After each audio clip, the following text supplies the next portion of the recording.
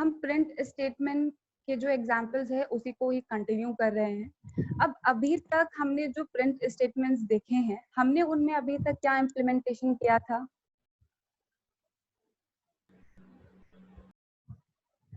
अब अभी तक हमने जितने भी वेरिएबल्स डिक्लेयर किए हैं, हमने एक्चुअली में जो प्रोग्रामिंग की है, हमने अभी तक सिर्फ statement by statement he execute किए हैं। एज सच हमारा जो प्रोग्राम है, हमने प्रोग्राम्स को डेवलप नहीं किया है। तो अभी यहाँ पे अगर मैं वेरिएबल्स को क्रिएट करती हूँ, तो सिंपली हम क्या करते थे, एक वेरिएबल क्रिएट करते थे। जैसे कि मैंने यहाँ पे a as a variable create किया है, 20 उसके अंदर मैंने वैल्यू असाइन करवाई है और मैंने एंटर प्रेस कर दिया। सिमिलरली अगर मुझे यहाँ पे दूसरा वेरिएबल क्रिएट करना हो, तो मैंने यहाँ पे बी वेरिएबल क्रिएट किया और उसके अंदर भी मैंने वैल्यू असाइन करवा दी। लेकिन यहाँ पे ये तो स्टेटमेंट बाय स्टेटमेंट वेरिएबल का डिक्लेरेशन हुआ और उसका असाइनमेंट भी। अगर मुझे एक ही स्टेटमेंट के अंदर मल्टीपल वेरिएबल्स को डिक्लेयर करना, तो वहां पे जो सिंटेक्स है पाइथन के अंदर, वो बाकी लैंग्वेजेस के कंपैरेटिवली थोड़ा सा डिफरेंट है। अगर मैं बाकी लैंग्वेजेस के रिस्पेक्ट में बात करती हूँ, तो हम लोग क्या करते हैं, सबसे पहले डेटा टाइप मेंशन करते हैं। डेटा टाइप के बाद हम यहाँ पे कॉमा से सेपरेट करके हमारे वेरिएबल्स की लिस्ट मेंशन करते हैं। फॉर एग्जांपल, जैसे मैंने यहाँ पे लिखा है int num, temp, abc। तो अगर मैं सी या फिर जावा के रिस्पेक्ट में बात करूं, तो हमारे पास में 3 वेरिएबल्स डिक्लेयर हो चुके हैं। सिमिलरली अगर मैं यहाँ पे वैल्यूज भी असाइन करवाती हूँ, तो हम कुछ इस तरीके से इनके अंदर वैल्यू असाइन करवा सकते हैं, right? num is equals to 20, temp is equals to 10, abc is equals to 12। ये है बेसिक सिंटेक्स जहाँ पे हम variable is equals to value लिखते हैं। पर पाइथन के अंदर हमारे पास में जो ये सिंटेक्स है, ये फॉलो नहीं किया जाता। अगर पाइथन के अंदर हमें मल्टीपल वेरिएबल्स डिक्लेयर करने हैं और साथ साथ में उनका असाइनमेंट भी करवाना है, तो यहाँ पर सबसे पहले हमें वेरिएबल्स की लिस्ट को मेंशन करना होता है, कॉमा से सेपरेट करके। उसके बाद आता है हमारा इक्वल्स टू का सिंबल, और उसके बाद हम यहाँ पे लिखते हैं वैल्यूज, वो वैल्यूज जो हम वेरिएबल के अंदर असाइन करवाना चाहते हैं। तो अब पाइथन के अंदर मैंने यहाँ पे 2 वेरिएबल्स डिक्लेयर किए हैं, p, q, और उनके अंदर मैंने वैल्यू असाइन करवाई है 10, 20। तो अब यहाँ पे सबसे पहला जो वेरिएबल होगा, उसके अंदर पहली वैल्यू असाइन होगी, जो सेकंड वेरिएबल है उसके अंदर सेकंड वैल्यू असाइन होगी।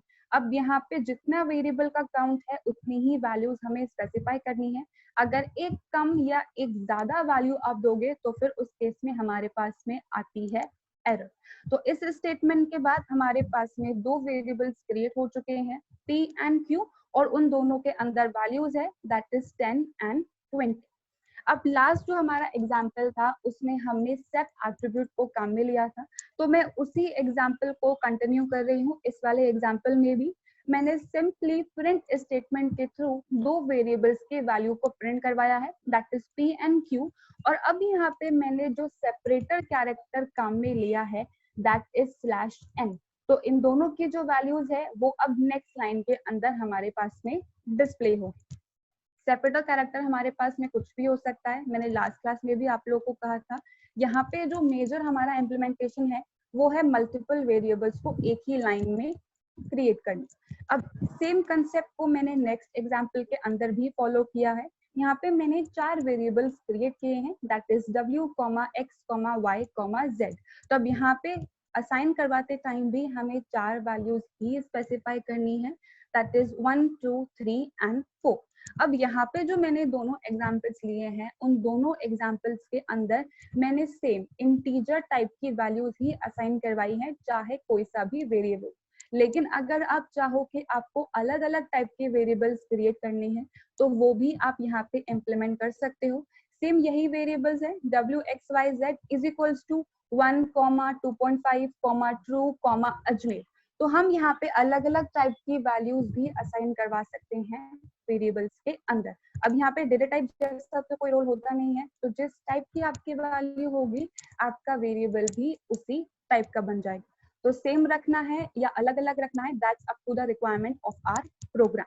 अब नेक्स्ट स्टेटमेंट में मैंने सिंपली इन वेरिएबल्स की वैल्यूज को प्रिंट करवाया है, जैसे कि हम अभी तक प्रिंट करवाते आए हैं। चारों वेरिएबल्स के नेम मैंने लिखे हैं प्रिंट फंक्शन के अंदर, और यहाँ पे जो मैंने सेपरेटर कैरेक्टर काम में लिया है दैट इज कोलन। तो अब ये चारों वैल्यूज कोलन से सेपरेट होके डिस्प्ले होंगे। तो इस एग्जाम्पल में किसी को कुछ भी कंफ्यूजन है?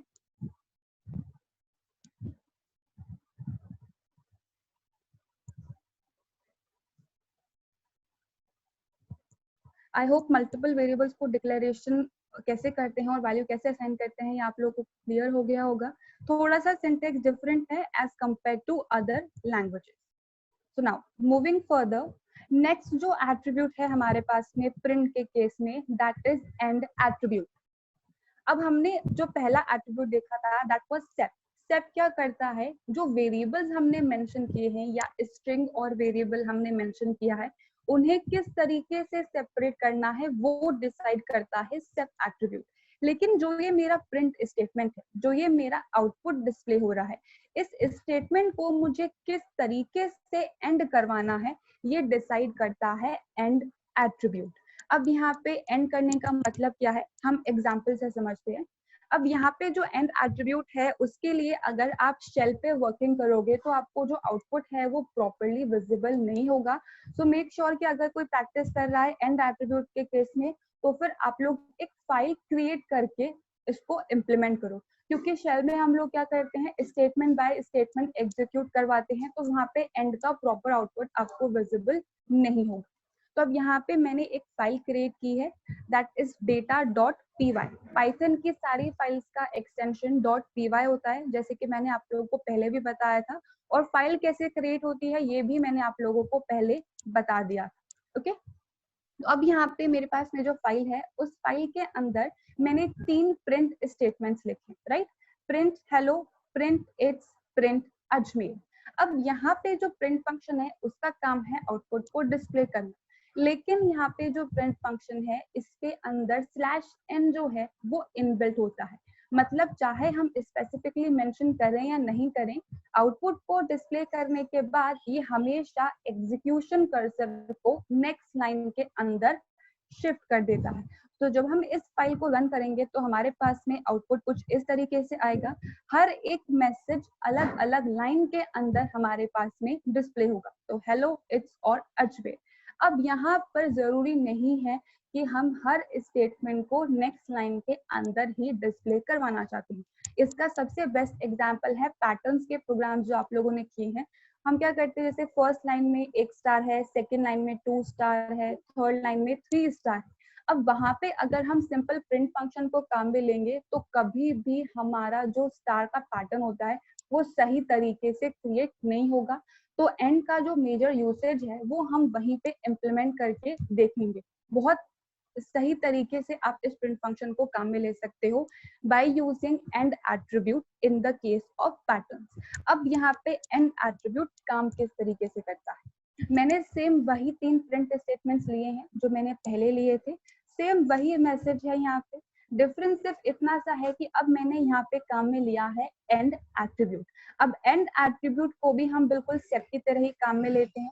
यहाँ पे आप किसी भी तरीके का सेपरेटर कैरेक्टर मेंशन कर सकते हो, ठीक है, और वो कोट्स के अंदर ही आपको लिखना है। तो अभी एक्चुअली में करेगा क्या, ये हेलो एक मैसेज जो है उसको डिस्प्ले करेगा, फिर जो आपने यहाँ पे एंडिंग कैरेक्टर दिया है ये उस कैरेक्टर को टाइप करके रुक जाएगा, एग्जीक्यूशन कर्सर को नेक्स्ट लाइन में शिफ्ट नहीं करेगा। तो बेसिकली अगर हमें /n के अलावा कुछ और वर्किंग इम्प्लीमेंट करवानी है तो उसके लिए हम काम में लेते हैं एंड एट्रीब्यूट। अब यहाँ पे मैंने एंड एट्रीब्यूट में एंडिंग कैरेक्टर स्पेस दिया है, तो सबसे पहले hello as a message print होगा, फिर एक स्पेस प्रिंट होगी। अब एग्जीक्यूशन कर्सर नेक्स्ट लाइन पे नहीं जाएगा। उसके बाद नेक्स्ट स्टेटमेंट भी मेरा प्रिंट है, यहाँ पे मैंने मैसेज दिया है इट्स, तो अब इट्स डिस्प्ले होगा और फिर से मैंने एंड एट्रीब्यूट काम में लिया है और यहाँ पे स्पेस पास किया है, तो फिर से अब यहाँ पे स्पेस प्रिंट होगी और नेक्स्ट लाइन पे हमारा जो कर्सर है वो नहीं जाएगा। नेक्स्ट स्टेटमेंट है मेरा अजमेर, तो अब अजमेर डिस्प्ले होगा और यहाँ पे भी मैंने एंड एट्रीब्यूट को काम में लिया है, तो अब जो एग्जीक्यूशन कर्सर है वो नेक्स्ट लाइन पे शिफ्ट नहीं होगा। अगर हमारे प्रोग्राम के अंदर और भी फर्दर प्रिंट स्टेटमेंट्स हैं तो अब यहाँ पे इस प्रोग्राम का जो हमारे पास में आउटपुट आएगा वो कुछ इस तरीके से आएगा। पूरा मैसेज जो है हमारा वो एक ही लाइन में आ चुका है। तो /n को अगर आपको कुछ और तरीके से इम्प्लीमेंट करवाना है, स्पेस हो सकता है, टैब हो सकता है, कोई कैरेक्टर, कोई डिजिट, कोई सिंबल, कुछ भी हो सकता है। जिस भी तरीके से आप एंड करवाना चाहते हो वो कैरेक्टर आपको पास करना है इस एंड एट्रीब्यूट को, तो आपके जो प्रिंट स्टेटमेंट है वो उस कैरेक्टर से एंड हो जाएंगे। तो जो भी हम मैसेजेस दे रहे हैं उन मैसेजेस को किस कैरेक्टर से सेपरेट करके डिस्प्ले करवाना है वो काम करता है सेप एट्रीब्यूट, लेकिन जो हमारे स्टेटमेंट्स है उन्हें किस तरीके से एंड करवाना है ये डिसाइड करता है हमारा एंड एट्रीब्यूट। आई होप मैं दोनों एट्रीब्यूट की वर्किंग और डिफरेंस दोनों आप लोगों को समझा पाई हूँ। किसी को इसके रिगार्डिंग कुछ भी कंफ्यूजन है?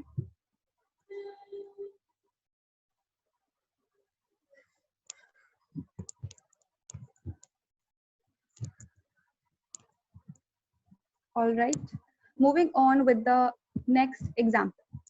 अब अभी तक हमने जितना भी प्रिंट स्टेटमेंट को काम में लिया है, या तो हमने सिंपली स्ट्रिंग्स को डिस्प्ले करवाया है या फिर हमने वेरिएबल्स की वैल्यूज को डिस्प्ले करवाया है। लेकिन अगर हमें दोनों चीजें डिस्प्ले करवानी है, मतलब मैसेजेस के साथ में अगर हमें वैल्यूज को डिस्प्ले करवाना है तो वो भी हम प्रिंट फंक्शन के थ्रू इम्प्लीमेंट कर सकते हैं।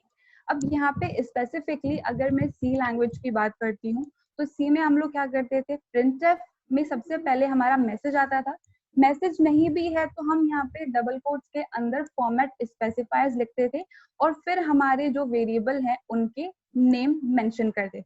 पर पाइथन के अंदर ऐसा कुछ सीक्वेंस हमें फॉलो करने की जरूरत नहीं है, क्योंकि यहाँ पे हम फॉर्मेट स्पेसिफायर्स को काम में नहीं ले रहे हैं। हम डायरेक्टली मैसेजेस और वेरिएबल्स की वैल्यू को प्रिंट करवा सकते हैं। तो आप जिस भी सीक्वेंस में वेरिएबल को काम में लेना चाहते हो वो सीक्वेंस आप काम में ले सकते हैं। तो सबसे पहले मैंने एग्जांपल के अंदर एक वेरिएबल क्रिएट किया है दैट इज ए, और उसके अंदर मैंने 2 एज अ वैल्यू असाइन करवाई है। अब यहाँ पर जो मेरे पास में मैसेज है, मैसेज में कुछ इस तरीके से डिस्प्ले करवाना चाहती हूँ that 2 is a even number. अब यहाँ पे इज अ इवन नंबर तो मेरे पास मैसेज है और 2 है वो एज अ वैल्यू प्रेजेंट है ए नाम के वेरिएबल के अंदर। तो यहाँ पे इस प्रिंट फंक्शन के अंदर सबसे पहले मैंने इस ए वेरिएबल की वैल्यू को प्रिंट करवाया है, उसके बाद मैंने यहाँ पे मैसेज दिया है इज अ इवन नंबर। अब जावा में अगर हमें मैसेजेस और वेरिएबल्स की वैल्यू को कंबाइन करके प्रिंट करवाना होता था तो वहां पे हम प्लस काम में लेते हैं एज अ कॉन्कैटिनेशन ऑपरेटर, लेकिन पाइथन के अंदर आपको काम में लेना है कॉमा। ठीक है, तो अब यहाँ पे सबसे पहले ए की वैल्यू सब्स्टिट्यूट होगी और हमारे पास में आउटपुट आएगा 2 इज अ इवन नंबर। अब यहाँ पे अगर आप इन स्ट्रिंग्स और वेरिएबल्स के सीक्वेंस को चेंज करना चाहो तो वो भी आप कर सकते हो, जो कि है मेरा नेक्स्ट स्टेटमेंट। प्रिंट के अंदर सबसे पहले मैंने मैसेज लिखा है यू टाइप्ड, उसके बाद मैंने उसे कंबाइन करवाया है मेरे वेरिएबल के साथ में। फर्दर मैंने यहाँ पे एक और मैसेज दिया है दैट इज एज इनपुट। तो अब यहाँ पे जो फाइनल आउटपुट हमारे पास में आएगा that is you typed 2 as input. तो यहाँ पे वेरिएबल का जो सीक्वेंस है वो आप कुछ भी लिख सकते हो, मैसेजेस से पहले, मैसेजेस के बाद या मैसेजेस के बीच में, किसी भी तरीके से कंबाइन करके आप अपने स्टेटमेंट्स को प्रिंट करवा सकते हैं। आई होप ये एग्जांपल सबको क्लियर होगा।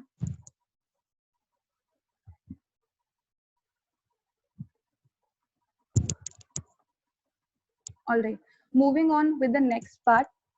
अब यहाँ पे जब हमने पाइथन के फीचर्स को डिस्कस किया था तब हमारे पास में वहाँ पे एक पॉइंट था कि जो पाइथन है वो प्रोसीजर होने के साथ साथ ऑब्जेक्ट ओरिएंटेड के कंसेप्ट को भी फॉलो करती है। तो यहाँ पे जो पाइथन है वो हमारे पास में सी की वर्किंग को भी इम्प्लीमेंट करती है और जावा की वर्किंग को भी इम्प्लीमेंट करती है। अब जावा में हम क्या करते हैं, मैसेजेस और वेरिएबल्स को कॉन्कैट करवा के प्रिंट करवाते हैं, जैसे कि हमने पहले वाले एग्जाम्पल में देखा। लेकिन अगर हम स्पेसिफिकली सी की बात करते हैं तो वहां पे हम वेरिएबल्स की वैल्यू को प्रिंट करवाने के लिए फॉर्मेट स्पेसिफायर्स को काम में लेते हैं।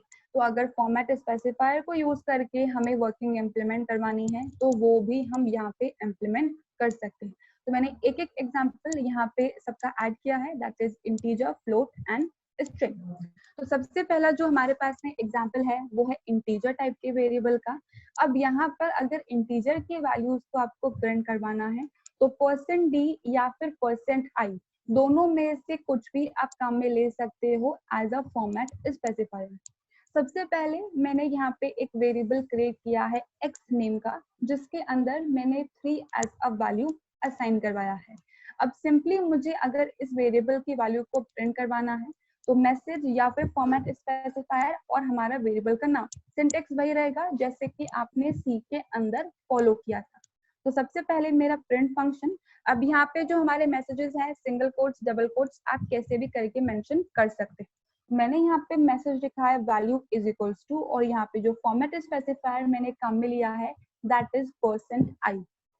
अब इन सी लैंग्वेज हम जब मैसेजेस लिखते थे और वेरिएबल लिखते थे तो हम कॉमा से सेपरेट करके दोनों चीजों को मेंशन करते थे, पर पाइथन के केस में मैसेजेस और वेरिएबल्स को हमें सेपरेट करना है with the help of percentage symbol, अगर आप फॉर्मेट स्पेसिफायर्स को काम में ले रहे हो तो यहाँ पे value is equals to %i, percentage का सिंबल एंड x। तो यहाँ पे जब हम इसे प्रिंट कराएंगे तो हमारे पास में आउटपुट आएगा वैल्यू इज इक्वल्स टू 3। तो बस यहाँ पे एक डिफरेंस है इस परसेंटेज सिंबल का। नाउ अब यहाँ पे पाइथन में हमारे पास में एक और डिफरेंस है, वो तब आता है जब हम मल्टीपल वेरिएबल्स की वैल्यू को प्रिंट करवाते हैं। स्पेसिफिकली अगर मैं सी की बात करती हूँ तो हम क्या करते थे, डबल कोट्स के अंदर हम यहाँ पे फॉर्मेट स्पेसिफायर लिखते थे, राइट, जैसे कि मैंने यहाँ पे लिखा है %i, उसके बाद हम यहाँ पे वेरिएबल्स के नेम लिख देते थे जैसे कि x, y। ये हमारा सी का सिंटेक्स है। लेकिन पाइथन में यहाँ पे हम कॉमा को काम में नहीं ले रहे हैं, इनको कंबाइन करने के लिए यहाँ पे हम काम में ले रहे हैं परसेंटेज सिंबल। तो सिंटेक्स थोड़ा सा डिफरेंस है। डिफरेंस क्या है, सबसे पहले मैंने यहाँ पे एक वेरिएबल क्रिएट किया है y इज इक्वल्स टू 5। अब जब मैं इन वैल्यूज को प्रिंट करवाऊंगी तो मेरे मैसेजेस के अंदर कोई चेंज नहीं आएगा, मैसेज मेरा एग्जैक्ट वही रहेगा और परसेंटेज का सिंबल भी एग्जैक्टली वही रहेगा। डिफरेंस आता है जब हम वेरिएबल्स की लिस्ट को प्रिंट करवाते हैं। अगर मल्टीपल वेरिएबल्स हैं तो कॉमा सेपरेटेड वेरिएबल्स को आपको मेंशन करना है पैरेंथेसिस के अंदर, तभी आपकी जो वैल्यूज हैं वो सब्स्टिट्यूट होंगी और एल्स आपके पास में आएगी एरर। अगर आपने डायरेक्टली परसेंटेज सिंबल लिख के x, y लिख दिया है तो फिर आपके पास में एरर आएगी। टू मैनी आर्ग्यूमेंट्स या टू मैनी वैल्यूज करके ये हमें एरर थ्रो करेगा। तो मल्टीपल वेरिएबल्स की लिस्ट को हम पैरेंथेसिस के अंदर स्पेसिफाई करेंगे तो ऑटोमेटिकली x की वैल्यू यहाँ सब्स्टिट्यूट हो जाएगी और y की वैल्यू यहाँ सब्स्टिट्यूट हो जाएगी। अब इन दोनों वैल्यूज को प्रिंट करवाने के लिए मैंने दो अलग फॉर्मेट स्पेसिफाइज लिए हैं, एक है %i और दूसरा है %d।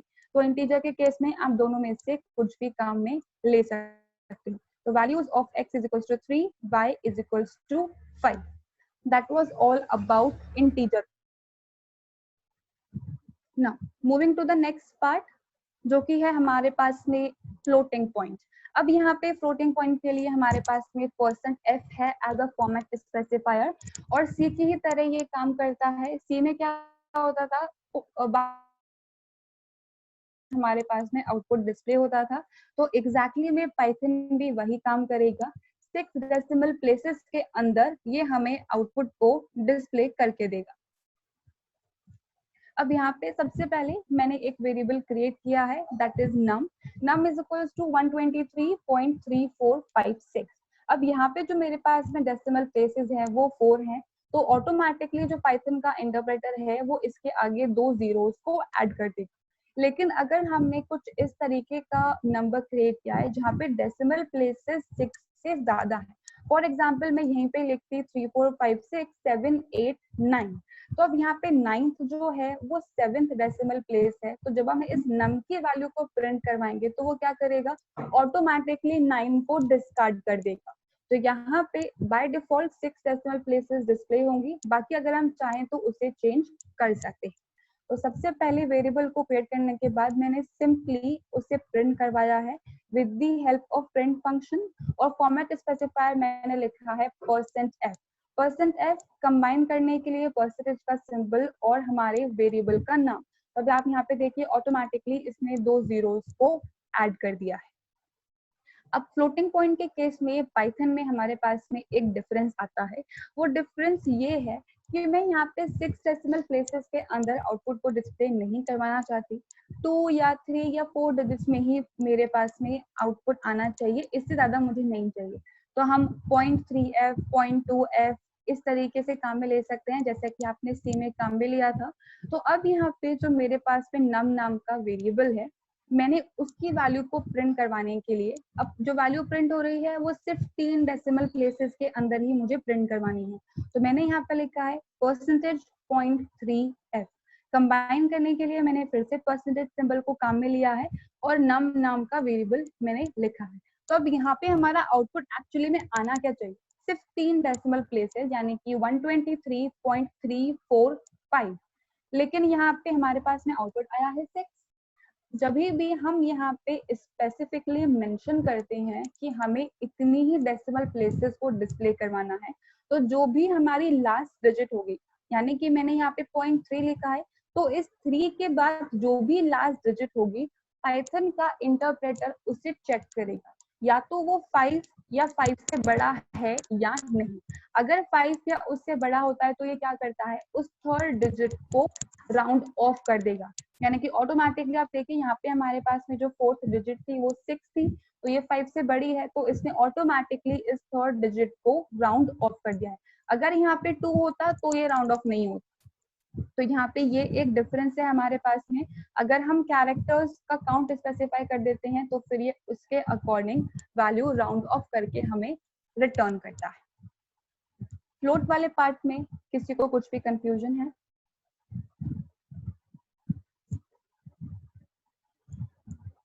I hope round of वाला पार्ट सबको क्लियर होगा।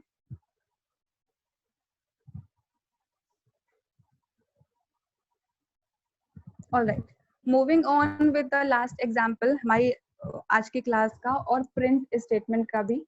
अब यहाँ पे नेक्स्ट एग्जांपल के अंदर मैंने एक स्ट्रिंग टाइप का वेरिएबल क्रिएट किया है। सिंपली मैंने एक नेम नाम का वेरिएबल क्रिएट किया है और उसके अंदर मैंने आर्यन नाम की स्ट्रिंग को स्टोर करवाया है। अब यहाँ पे स्ट्रिंग के लिए हमारे पास में %s फॉर्मेट स्पेसिफायर है, और स्पेसिफिकली अगर हम इस स्ट्रिंग में से किसी एक कैरेक्टर को डिस्प्ले करवाना चाहते हैं तो वहां पे हम काम में लेते हैं %c as a format specifier.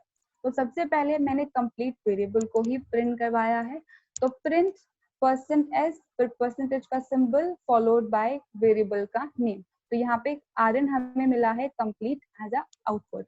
अब यहाँ पे मैं सिर्फ कुछ ही कैरेक्टर्स को डिस्प्ले करवाना चाहती हूँ। तो जैसे कि आपने सी के अंदर इम्प्लीमेंटेशन किया है, जो स्ट्रिंग होता है हमारा, it is a type of a character array, ठीक है, आपने सी के अंदर यही कवर किया था। तो वहां पे हम क्या करते थे, इंडेक्स बाय इंडेक्स कैरेक्टर्स को एक्सेस करते थे, तो वो चीज भी हम यहाँ पे इम्प्लीमेंट कर सकते हैं।